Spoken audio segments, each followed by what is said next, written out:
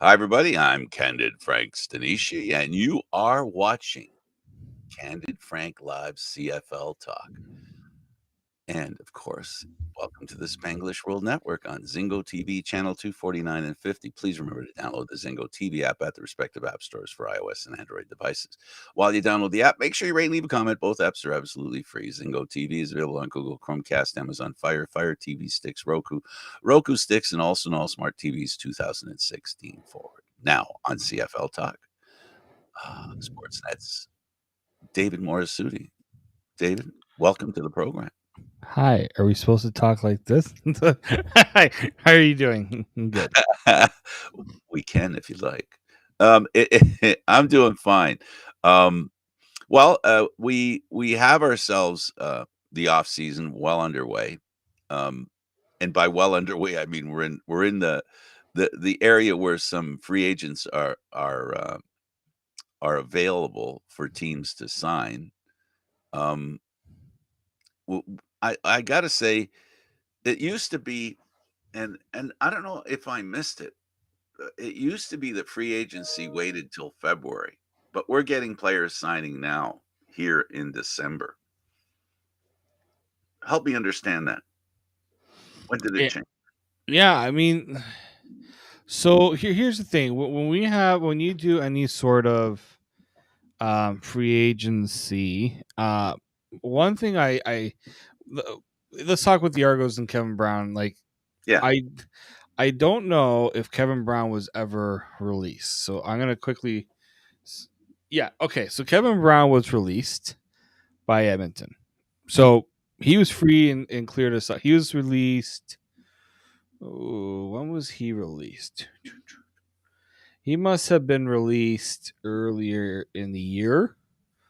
Um, so essentially, he was available for any team to sign. Right? So it wasn't He was a free agent because free the agent, not the Elks never retained his rights because they released him.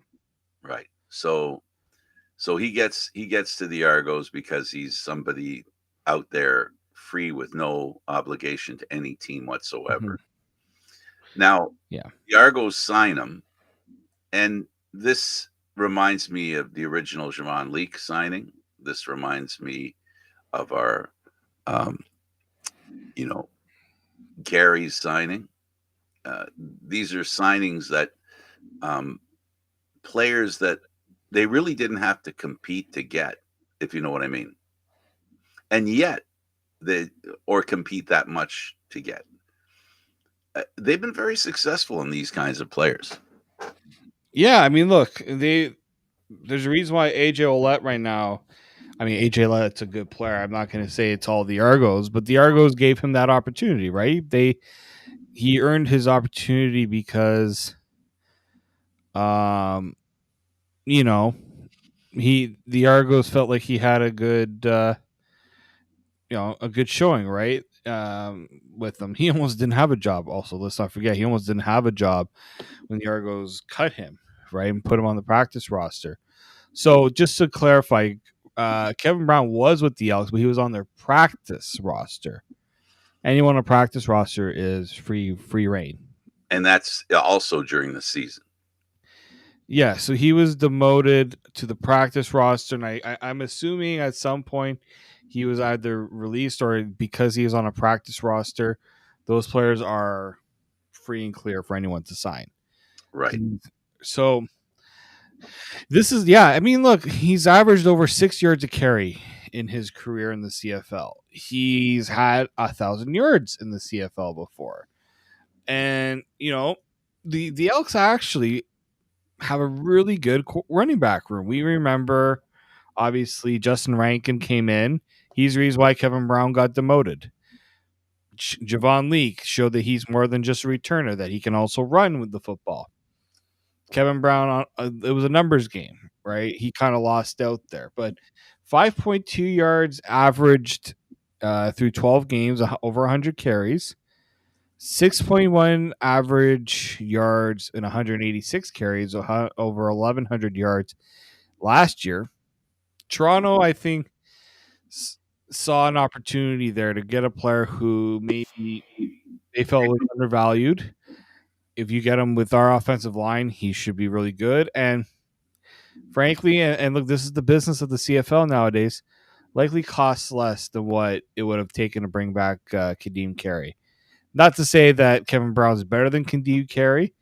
Not to say that the Argos couldn't use Kadeem Carey. It's just the Argos are penny pinching at right now to keep everyone underneath their under their salary cap.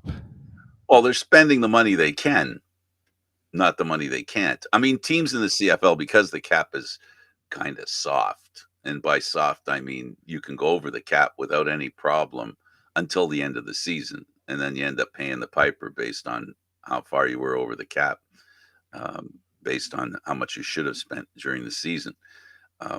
There's a chance that you could lose draft picks when you do it. There are fines. But at the end of the day, these players then become eligible. And this is the thing, right? Kevin Brown is a really good running back. Javon Leake was a great kick returner. Kadeem Carey, a great running back. But we also see there's a few running backs with the Argos after Kadeem Carey. Yes. While Kadeem Carey was the king of the carry, if you will, there were some princes in there that were proving that they could be effective. So the Argos do what every football team does today. You know, the day of having the single running back you go to over and over again are over. They've been over for a while. They've been over in the NFL, and they're kind of getting over in the Canadian Football League as well, except for in Winnipeg. You know, where you have a team of running backs, and those running backs also can do other things for the team as well: kick return, you know, screen passes, that kind of stuff, safety valves for the quarterback, catch the ball and make players miss. So it's no longer a thing where when you lose a player, you can make up for it within the group. And that's what the Argos have done the last 3 years, in my opinion. Yeah, I mean, and look, I think when they signed Dan Adebaboye to his contract extension, I'm pretty sure he's set to get another raise. And look, he's Canadian. That's valuable. He's a good special teams player. That's valuable. Deontay McMahon had a really good. He played well in the Grey Cup too, with the snaps that he got. So it's just realizing that you can do it a bit by committee too. You don't necessarily need a number one running back. You can have it a 1A, 1B, 1C running back in the CFL. Teams have been able to do it, and injuries play a role too. You don't want guys getting hurt, but that's not, as I said, Kevin Brown's more than capable of being a guy that can take a starting running back's role. He's done it, right? But I also think that it's probably comes down to this is a good player, and he likely doesn't cost the Argos what it would have cost to get Kadeem Carey back. Yeah, and so are you suggesting that Kadeem Carey will not be an Argo next year? If he does return, watch out, CFL, because the Argos are going to have a heck of a running back room if that's the case. But I would lean to, I'm like, the chances of him coming back are like 5%. It's very, very small. Which is about how much money they have to spend on running backs. Exactly. Yeah. That's, there's a lot of really good players when it comes to football. I always talk about this, and I believe it right to the bottom of my toes, to the tip of my head, that there's a plethora of players, and any team can reevaluate the team and make it better by virtue of the depth of football players here in North America. And the Argos have proven it to some degree. Winnipeg has proven it as well. And Montreal, look at like all these teams that have improved have been able to find players to make their team better. And I think right behind them is coaching. Like this, the assistant coaches. I don't know, David, if it's because of the management cap. I don't know if it's because of the management cap. I don't mean to derail the conversation, but I don't know if it's because of the management cap. I think assistant coaches, two things are happening. They're relied on more because you can only spend so much money. Mm-hmm. And not only are they relied on more, they also once that happens, they have a better understanding of what it's like to be the head coach. And if they wanna earn that next step, you can't have, a defensive coordinator that makes $50,000 less than the head coach all the time now, right? Mhm. As we're finding, with head coaches, if they're really good, they're earning a lot of money, just like when quarterbacks are really good, they're earning a lot of money, right? So we've seen a big change, in management flow, if you will, where we're finding young coaches, new coaches turning up all the time. I think possibly another factor is the experienced coaches have gotten to the point where they've priced themselves out of the market. Oh, I no, I definitely think that too. Like you're looking at, you know, a CFL right now that the there's teams who feel like coaches can do more than one thing, and that's fine. Like coaches, like if you're an offensive guy, you want to have control of the offense, no problem with that. But then it's okay. Well, then you need somebody that's capable of running your defense, right? And generally, then okay, you're gonna spend a decent chunk of change on your defensive coordinator, other than head coach and offensive coordinator, depending on which discipline the head coach is in. That's usually the next one, right? That gets the top assistant role. Let's put it that way. Is usually one that gets the next big one. So it is one of those things where you're playing a situation where you only have so much of the pie to work with, right? And sometimes agreements are made. Sometimes people feel like, hey, I've got maybe there's something better out there, right? I mean, if we want to get into the case right now where Toronto thought they had secured their defensive coordinator, well, what was maybe agreed upon, you know, a month or two ago may not be the same reality now, right? Because we only heard that the plan was for him to make the move there, but there was never anything signed. And I think that's the big one there, right? Nothing was signed. So, all right. So, what's the next plan, right? What's.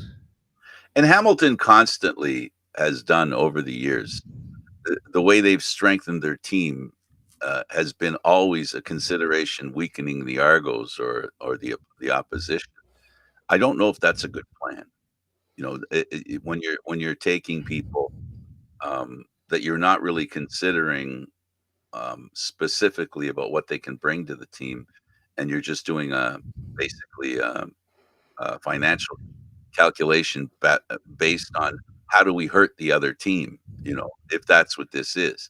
Um, it I don't think that works.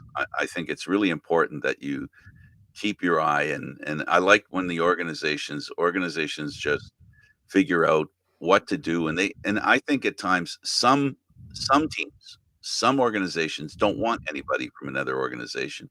It's like they don't want, they just don't think that's a route to go, and, but, the Argos have done it over and over again. Um, they've done it as well, but I don't think they've done it to weaken Calgary, because Calgary isn't that much of a problem for them other than the Grey Cup, right? So they've done stuff and brought young guys in that have not reached, if you will, their highest potential. So, well, good luck to.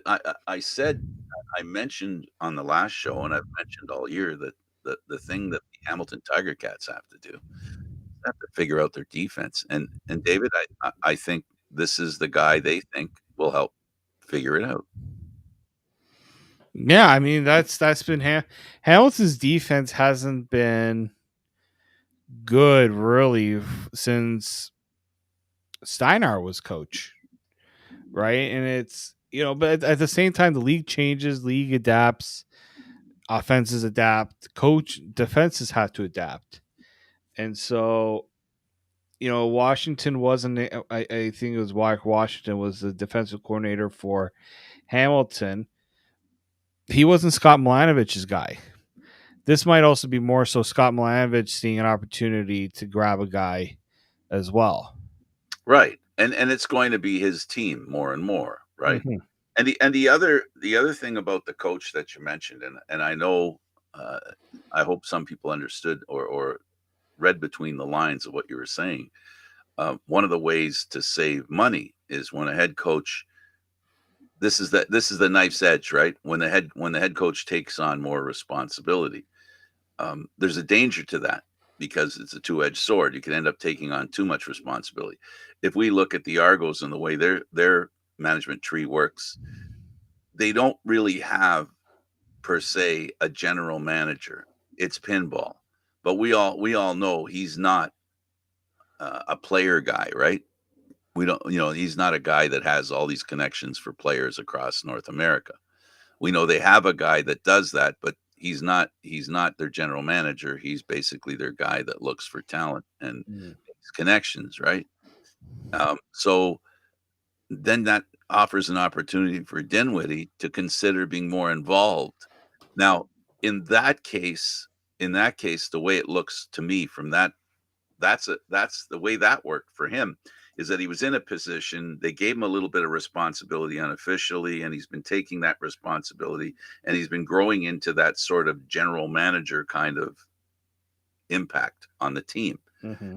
Where you might have the Chris Jones approach where, okay, I got to earn as much money as I can. I'll be this guy, this guy, this guy, and this guy.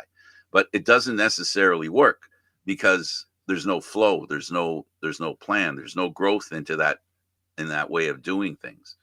And that's, I think, where the CFL is heading. They're not going to have, well, you and I agree that they can't be coach and general manager. It's hard to do that, right? We both agree on that.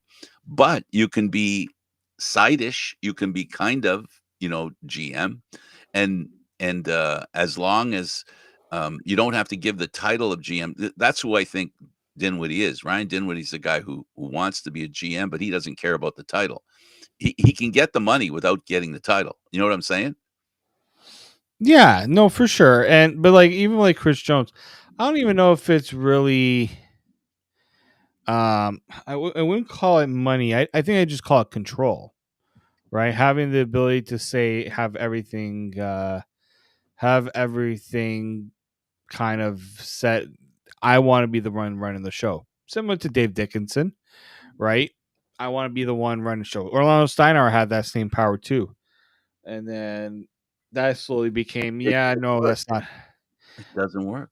doesn't work, right? And so I think when you look at the landscape of the league, and we're seeing it shift now to what it was to maybe closer to what it was before. Hamilton's got a GM now.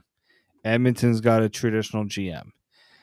Ottawa, like every team, but Calgary, and even maybe Toronto does too, but loosely. Every team has that traditional GM, head coach, assistants structure. I think culture and structure are something that I think a lot of these teams are trying to get back to now. They don't want this to be a case where people are questioning whether the status quo that's been there is the right status quo, because then that's when jobs become on the line, right? That's when you start questioning whether certain people are right for certain roles. What you're saying, and I think I'm understanding your point, and what it leads to, what your point leads to, is that the decisions being made by they who hire general managers are being affected by history and how things have worked elsewhere. So, it's not just the fact that this isn't just a general manager making a decision. Now, this is the owner or whoever the president is or whoever hires the general manager is now hiring the general manager in what they think is the best way to do it. So Hamilton now, had a general manager. He's gone. Um, it kind of like the Argos had a defensive coordinator in the works, and he's gone. So all these exchanges happening, but I don't mean to get away from the point. The point being that you're right, and that's what upper management has to figure out. What's the best way to handle general managers and coaches? What are teams doing that are successful in that vein, in that because you and I both know sports is all about notice, copy, imitate, repeat and rinse. That's like a process. Winners do things, everybody else starts copying them to a degree. So that's part of it there. And I'm not a big fan of coach and GM. And the reason, I've said it before and I'll say it now real quick, and that is that when a player has a problem with the coach, he can't go to the GM. When a player has a problem with the GM, right? He can't go to the coach because it's the same person. And I think that's a dynamic that um that kind of hurts the open discussion and or opportunity for players to feel that they're heard, you know. And part of the reason why the message I think that we all got, the problem in Calgary was a lot of players weren't being heard, and we've learned last year that a lot of coaches weren't being heard. Now, well, that's what happens is like who you go and talk to, right? Usually you can go if something's not right with the coach and you can't there's not you have someone else someone's ear you can talk to.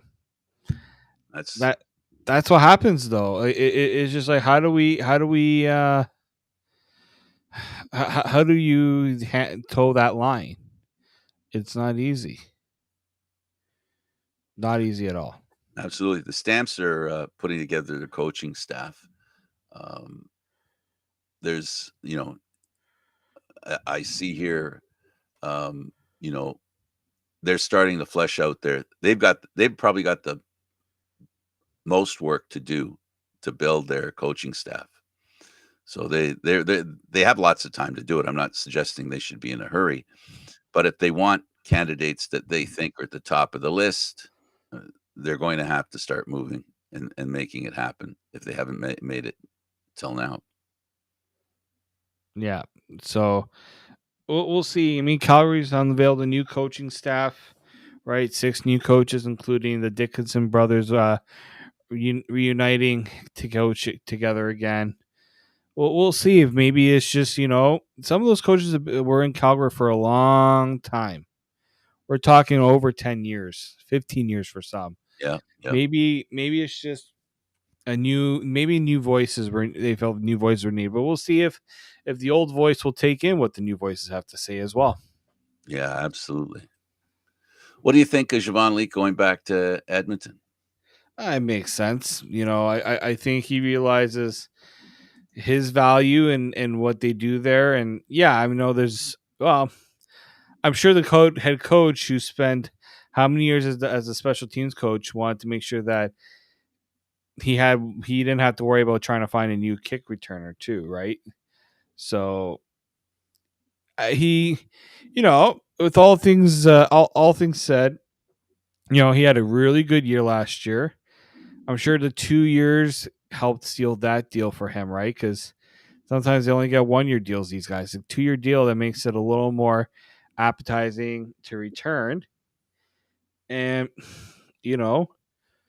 he's a dynamic player. He's a dynamic player. When he was in Toronto, he was good. And look, now with Edmonton bringing in a special teams coordinator, a guy who's is going to bring that special teams aspect, that's the best spot for him. There are teams that would, I think, if he got to market, he would have been highly coveted around the league. Any team would have been crazy not to put an offer on him. That's why I think Edmonton made a point to bring him back. Another signing, Trevor Harris. Yeah, I this one I'm not so surprised. I think once Trey Ford returned to Edmonton, where was Trevor going to go? BC, they got their guy. Calgary has their person. Edmonton has theirs. Winnipeg has theirs. Ottawa has theirs. Toronto has theirs.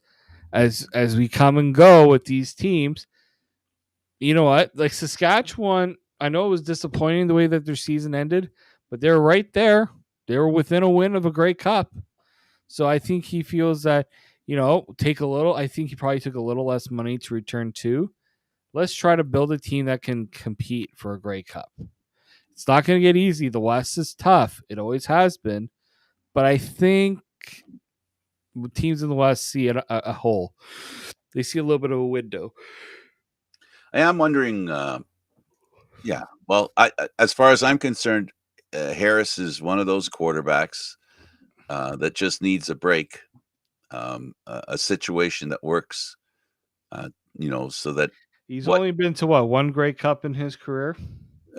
well, he's been to a couple, but only on the sidelines. I was gonna say he's only started in one Grey Cup, That's so he hasn't really had the chance to really give his chance to show what he can do in a Grey Cup. The only Grey Cup he started in, he went up against the powerhouse Stampeders team that was overmatched. Like Ottawa was overmatched. This is when the West was still, dominating things, and the East hadn't exactly caught up to them. yeah. Well, yeah. So Harris, good for you. He's going to have a good year. I think another good year. It's definitely something that's in brewing as far as I'm concerned. We'll talk. Okay, let's talk about this now. It's going to wait a little further, but we have Sion Tehema. He was suspended for violating the CFLPA drug policy. Now, in this situation, all things done that need to be done to suspend him are done based on an agreement between the CFLPA and the Canadian Football League, which means, he has no recourse. So, is this something that you think that, that it doesn't happen that often, really, when you think about it? No, I mean the last real suspension for drugs, or for I guess for the drug policy, was what, Andrew Harris, Mm. like the more notable one, I would say. Like this, he's being suspended only 2 games, okay, and the drug, if I'm reading this correctly, it's a stimulant, but it's mainly to treat people with ADHD. That's what I'm reading here. I think so. This is how they described it in the CFL.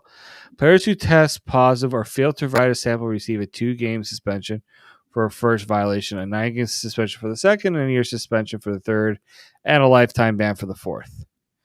So what we don't, so he tested positive. So this isn't a case where he did not want to provide a sample. He tested positive. And Frank, we've walked by where they've done drug testing. I know where they do the drug testing for players after the games. Like it's, it is taken seriously, but it's interesting. Like you don't hear it all too often, because look, some of these players can't afford to be suspended because they can't afford to not have that game check. So this is a big deal, even if it's just a 2-game suspension, and for a player maybe that doesn't have a, quote unquote star role.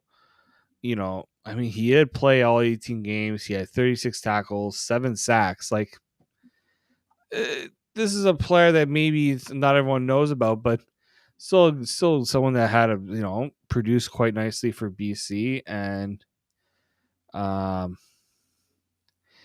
yeah, but it's once again that realization, you got to be very careful what you're putting in your body. Question everything you put in your body.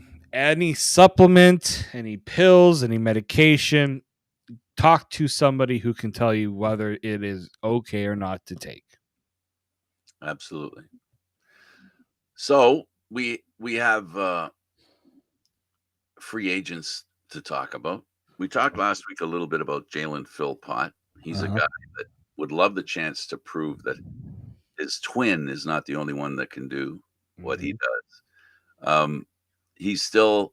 It sounds like to me that he, as far as Calgary's concerned, now that they're sort of going down the road of resolving their coaching staff, then they can start thinking. I really think they couldn't think about players until they had their coaching staff put together, right?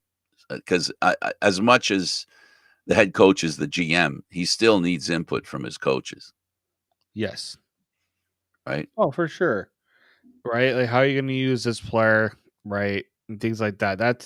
That's a given in a lot of ways, and it's also depending on you know retaining your own players. That's a priority, but you're already thinking about who you're replacing them with too, in some ways as well. Does Kadeem Carey consider going to Hamilton? That seems to be a. I mean, I'm looking around. Well, the one thing the Argos haven't done is they haven't released them, so Not yet. not yet. But we know that there's sometimes agreements made without with the little conversation that's been had, right? I Kadeem Carey, if he's still looking to play this year, he's already thought of where he wants to go next, right? We know he's Ottawa. going to go to Ottawa needs a running back. Hamilton needs a running back. BC probably needs a running back. And that's the problem. Like he's burned the bridge with Calgary, and I don't think Calgary would ever have brought him back anyways. Winnipeg doesn't need him because they already got their guy. So there's only like like 3 or 4 teams he can go and try to get a job with. But they might, unless they're like chomping at the bit to get him, he might have to sell them a bit on why they should bring him on. You sort of have a replay of when he left Calgary. This is almost the same format. In a way, yeah.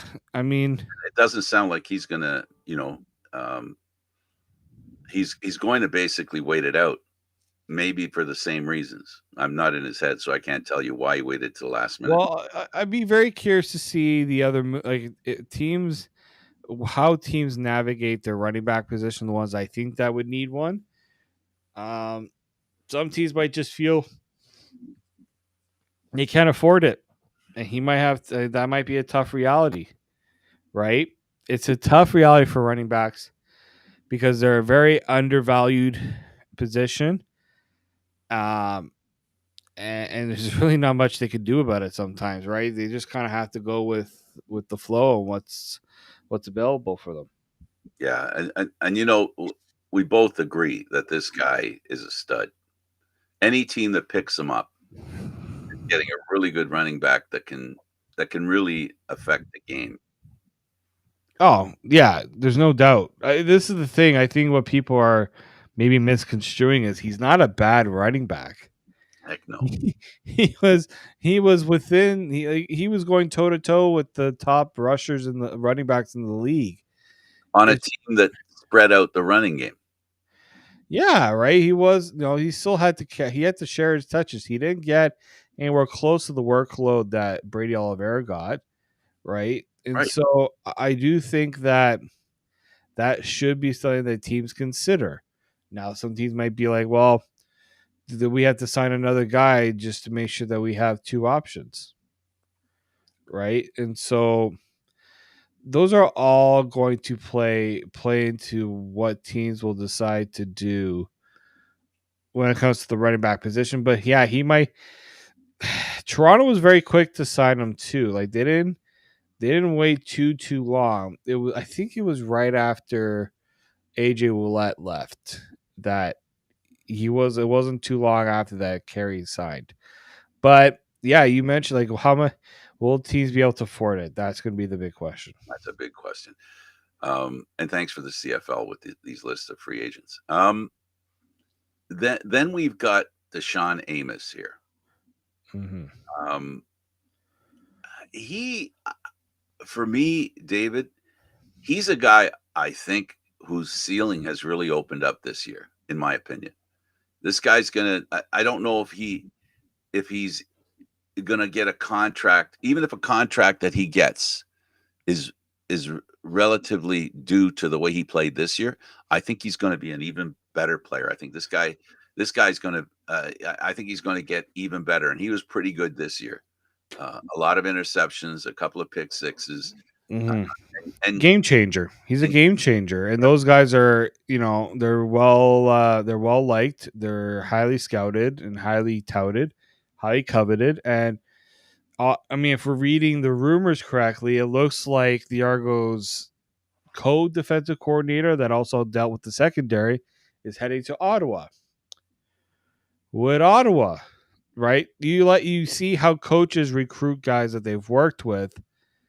If I'm Toronto, that's a concern, right? Do one of those guys get taken, right, and go to Ottawa or back to Calgary, right? Like the Argos have made a lot of signings, but they haven't brought a lot of players back from this past year, right? They got a lot of top guys, especially on defense. The question is, do they want to remake that defense a little bit? Because it seems like they did want to make some changes, or do they feel like they want to bring back? I mean, Deshaun Amos, I don't think he's one of those guys that you feel like you needed to move away from. Wade McManus is one. Deshaun Amos is one. I think Royce Metier is in there too, but I think he'll likely want to come back because he's a hometown product. So, yeah, as much as the Argos would want to go and sign everybody, they might not be able to afford to, or they might feel like, you know what, we may just have to go in a different direction. Well, they're going to have to go. They're going to have to go through players again and bring players in that that they can coach. That's the one thing that when the Argos bring guys in, they got to be coachable and they've got to be Argo ready, if you will, and that's really important. And the same thing's true for every team. Just some people have a better understanding of that definition, right, for their team. The Argos have done that now for a couple of years, where they've constantly been really good, and they've made up for great players they've lost. Again, losing Deshaun Amos, is it an end to the Argo defense? No, that's not what I'm saying. But it is, you know, they won a Grey Cup, and whenever you win a Grey Cup, there's two factors, and we say it till we're blue in the face, and you're probably tired of hearing it, folks. Every time you win a Grey Cup, you create a challenge for the cap, and that's the challenge the Argos have this year. But so far, under Pinball Clemens, they bounced back with a good year, good season. Yes, not winning the Eastern Final the year before last is something that's like a stain on their own feelings and reputation. But we got to remember, they came back and really took a hit as far as players were concerned, took a hit as far as their quarterback not being able to play the first half of the season, and they rose up to win. And that's not easy. There's a formula in place here, and I'm just wondering which of these players they're going to keep, because they can't keep them all. And who are going to be the new players, right? Yeah, I do think that when you look at it's a puzzle, it's a pie. We hear it all the time. Any team with a salary cap, it's like, okay, we can spend X amount on this player. But we really like that player. Can't we afford spend a little bit more? Okay, if we give this player a little more, then we can't give this player more. Oh, well, we really like that player too. Well, so does everybody else, right? And so it's why I appreciate, it gets tiresome to how you talk about, can this guy stay? Can they keep him? Blah, blah, blah. But it's also nice because it makes for excitement to see players change as well. Absolutely. Next on the list is a guy I like, Malik Carney. You know, this guy's a really good player, and he does what you want a defender to do, a defensive lineman, and that is to make life miserable for the quarterback. And he has done that really well. And there's a lot of teams that might want that. The pressures on the quarterback, the sacks are a bonus. His ability to beat his men on a steady basis is really important. He's overpowering, and he'll be welcome anywhere. Again, this is one of those cases where how much he wants, money wise, will impact how many teams can afford him. Well, that's it, right? When you look at this, is where I hate to be a broken record. It'd be nice to know what teams can afford to spend and what players have made in the past. I understand the need to not want to have your full out, your full life story out there and things like that. I get it, but it really makes it tough to judge where players can really go and what teams can afford. You know, Carney, again, defensive guy. Does the Saskatchewan want him back? You know, he didn't play as much this year.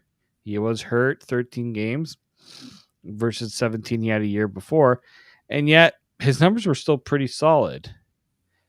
So I'm curious to see if he decides to return and continue what they were working on with Saskatchewan, or maybe they just go elsewhere. Yeah. Then we have William Stanback. Now, here's a guy who changed, his physical strengths, if you will. He decided to go a little lighter, a little faster.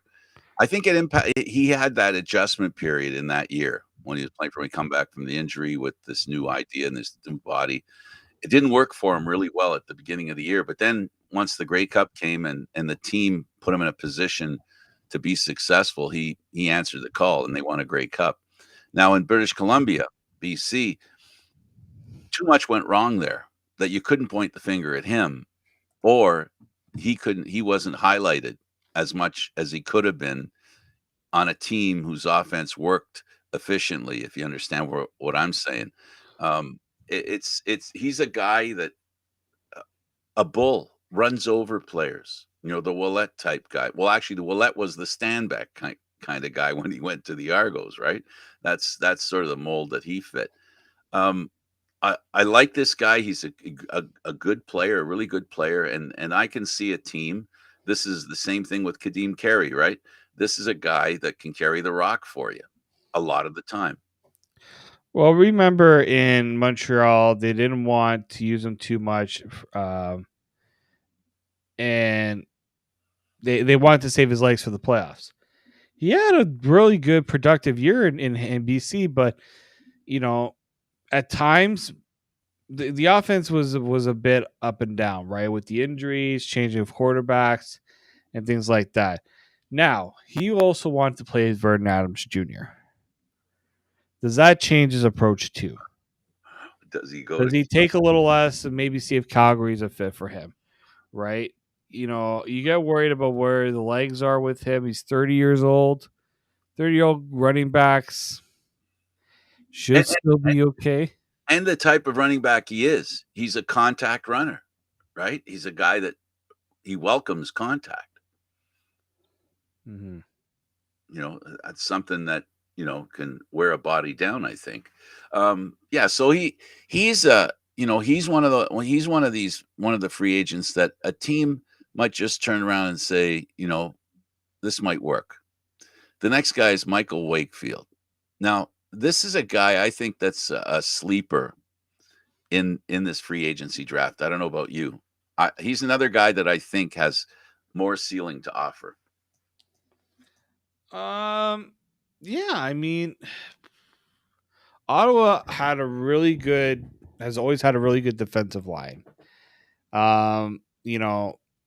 He's been around the block he's a player that's slowly been on the rise. Didn't really know much about him. Then 2 years ago, 6 sacks. This year, 8 sacks, 3 forced fumbles. That to me is, one of those. He's one of those players that, in the right situation, could be a very valuable contributor. But I'm very curious to see if does he just say, I'll just stay with Ottawa. It's worked. I know I'm valued there and things like that. Or Ottawa brings in a new defensive coordinator and they say, I really like this guy that I worked with. Well, what about Michael? Well, again, Sorry. there's style, there's strengths, and with every team that and I got to tell you, with every team that wins, there's a a cohesiveness with the game plan, whether it's defense or offense or special teams, that each player contributes to. This guy's a guy who could be the kind of guy that stirs the drink. This is the kind of guy that I think Hamilton doesn't have. And it, it depends what happens. It depends what happens. Um, you know, in free agency, in the coach that they hired. How does he feel about the free agents? Is there anybody out there he's going to circle and say, hey, if we can get this guy, this would be good? This is a guy who could be one of those players for the defense in Hamilton. He's the kind of guy that can do what I think Hamilton needs to do and what they did for so many years, and that is put pressure on the quarterback. They haven't done that well this past year. They didn't do it that well. They got to get back to that. The calling card for the Hamilton Tiger Cats, for an old man like me who has followed them all these years, that quality, the defensive toughness that a Hamilton team has, that's supposed to be normal. That's the first thing you look at when the Hamilton Tiger Cats are coming to town. That's going to be a team that's going to hit hard, be really tough, and make life miserable for your offense. The reason they didn't make the playoffs this year is because they didn't meet that at all. And so they need guys like this to do that. Pressure on the quarterback, give your defense, some say in how a game goes. And can you imagine? This is the part that amazes me, and I don't know if this makes any sense whatsoever, but can you imagine the Hamilton Tiger Cat playing better defense, giving the quarterback better field position with the year that Bo Levi Mitchell just came back from? I mean, if he can repeat what he did before and they give him better field position, my goodness. Well, that's the thing, right? Like, their issue wasn't necessarily offense. I mean, it all plays, right? Special teams was neglected in a way. There was a game where they didn't have a returner because the guy got hurt and they didn't have anyone else capable of returning. They, at times, Bo Levi Mitchell was making bad mistakes and to put them behind. And their defense wasn't good enough to help them when they made those mistakes. So I think their priority should be, you got really good offenses we go up against, really good quarterbacks, or no, in some cases, decent quarterbacks. We need to be able to challenge them, and then everything else will fall into place. Okay, the last thing I want to talk about is, and I'll ask you this question: have you heard any rumblings about who the next commissioner will be? No. I haven't heard anything. I haven't seen anything. Haven't heard, seen anything. But we do know that the next commissioner, I really believe, has to be somebody that will improve the bottom line of the business. I think the way the game's played, that a person like the previous commissioner, Ambrosi, being a player and understanding how important the game is and having an insight into how the game's played, has been very beneficial under his tenure. But I think now they need somebody who understands selling the game more than that. I think that's where they're going to go, and they're going to have to go for a few years. And every commissioner comes in with a set of positives and a set of negatives. So I'm pretty sure that when you're going to hire somebody who can do what Ambrosi didn't do. I think that's where we're at. And whatever you think Ambrosi failed at or didn't do well enough, I think that's what's going to be one of the main qualities of the person they bring in. Yeah, I mean, but it's also understanding what the challenges of the league and how to move it forward, right? Getting the owners getting all the teams and governors to all pull it in the right direction, because it doesn't seem like there's been unity in that front as well, right? So I think that's also the other important factor they're going to have to consider with the next commissioner. But they tried the former player route, they've tried the corporate guy route. They got to find someone that understands how to help a league grow. Absolutely. Well, I guess, do I miss what's going on? Am I at the point where, I can't wait for the season to start? I am kinda, but I'm still sitting here digesting what happened this season, looking back because of some of the changes that have already happened, I'm very interested in seeing what BC does.